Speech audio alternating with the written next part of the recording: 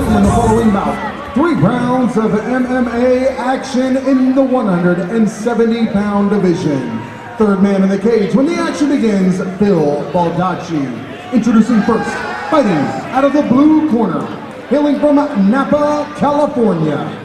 He represents Napa Valley MMA and weighed in at 169 1/2 pounds. The Slim Reaper, Mark Vargas. His opponent, across the cage in the red corner, makes his home in San Leandro, California. An independent fighter, he weighed in at 171 pounds even. Anthony Little Stone Garon. And we are set here, welterweight division. Thank you, Jim Cooley, for introducing the fighters. Mark Vargas, Slim Reaper, with the blue tape. Wait, I do have so independent, he just literally trains on his own? He has no camp or anything? That's the team name, Independent. Oh! No. Anthony Garon is the dude from the Independent fight team. I'm not the one that wrote it down. I just take notes. He independent means that he doesn't have a specific affiliation. Yeah.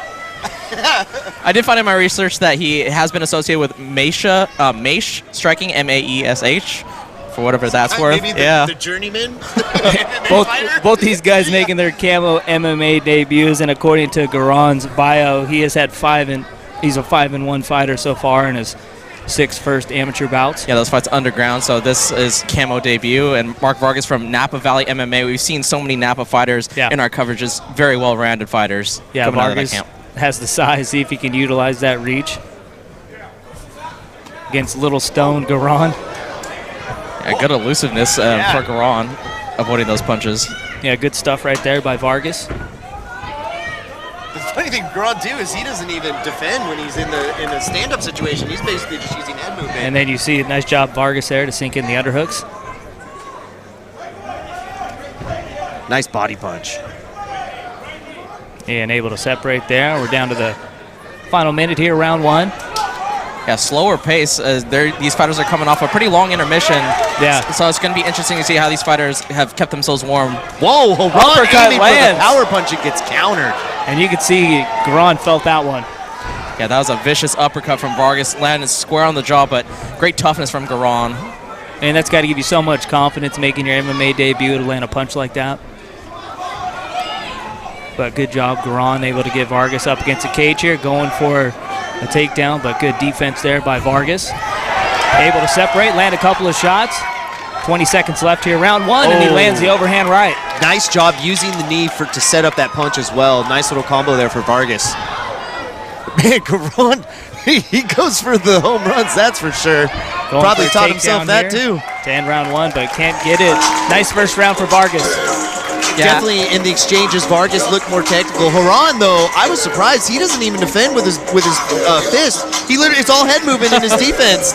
It's I don't know if it's the most effective, but he was doing a pretty good job so far. But Vargas still landed a pretty nice amount of combos. Definitely think he took that first round. Well, your nickname's Little Stone. Maybe you're a little hard-headed at times, and you want to lead with the head. Yeah, and Slim Reaper living up to his nickname there in round 1. A good first 2 minutes for Mark Vargas. As you mentioned earlier, Brian, he's training out of Napa Valley MMA. A lot of guys on this card from Napa Valley MMA. Yeah. And that's really a lot of the formula for those Napa Valley fighters. Really comfortable on their feet with their boxing, but if you get them on the ground, they have great defense. They're not going to initiate too many takedowns, but if you take them down, they're very comfortable on the mat as well.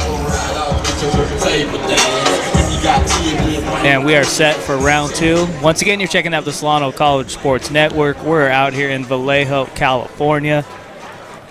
Yeah, this round's really going to be interesting to see. One, I guess Garon doesn't have a corner either, right? So he's making the the adjustments on the fly on his own. Oh, and his adjustment wasn't anything. I'm going to keep throwing haymakers and hope for the best. Nice straight right landed by Vargas. See, he loads up every time. You're checking out Bay Area Combat here, Camo MMA. Steve Barnett, the promoter, put together a fantastic 13-fight card, and we're past the halfway point here. Yeah, Vargas doing a nice job of taking control of the center of the cage. And I think Vargas, just from a strategic standpoint, realized, okay, just don't let this guy land a haymaker. I'll pick and choose my spots, and I should be fine.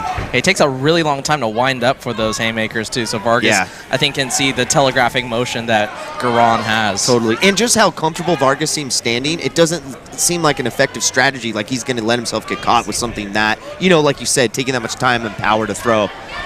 And Vargas goes with the clinch, lands a nice knee. That one hurt Garon. Yeah, you can tell he's in a little bit of pain after that nice knee. Now he's got him up in the cage with bad position. This may not go much longer. He's not really defending. Trying to slip a hand under there for the rear naked choke. Vargas trying to end it with a little bit of ground and pound, but yeah, trying to utilize maybe a couple more punches. I think the ref's going to call this. He just needs to keep attacking him. His left hand looks like it's under or being pinned down by Garon. Garon looks like he's in pain, or yeah. Something happened. Garon is like screaming in pain right now. And Vargas did a good job too. Great sportsmanship there. Pointed to the ref that Garon was in a bunch of pain and didn't land any more shots right there. I think Garon got caught and like pulled something or hurt his arm because I think it was that knee to the body there that really was the downfall for Garon. Yeah, immediately his facial expression winced on that one, and when he was pinned up against the cage, obviously Vargas followed up. But once Vargas kind of, I think he heard Garon trying to explain like his situation, so he let up on his aggressive attack, and good call by the ref. And there you get a shot of Garon. He's bleeding from somewhere. So Napa Valley MMA improves to 2-0 so far on the fight card here tonight, and you get a look at Garon there. It's hard to tell. Yeah. He probably busted nose. He took some shots, that's for sure. The way he fell down, though, it looked like something tweaked or twerked, but I think you're right, Zach. It was just more of that those punches and that knee. Applause for Anthony Garon. He's on his feet. He is okay. Hey, give Vargas a lot of credit, though. He came in this fight, executed his game plan to a T, and just real technical and sound. He looked really impressive this fight. Yeah, I've been super impressed with Napa Valley MMA's stand-up game so far with Vargas here in this one to get the second round TKO, and Jeff Herman, who got taken down a couple of times against Nick Runyon earlier, but the stand-up and the significant strikes really won him that fight, and it was the same case for Vargas here. Great knee landed and utilized that position to a second round finish.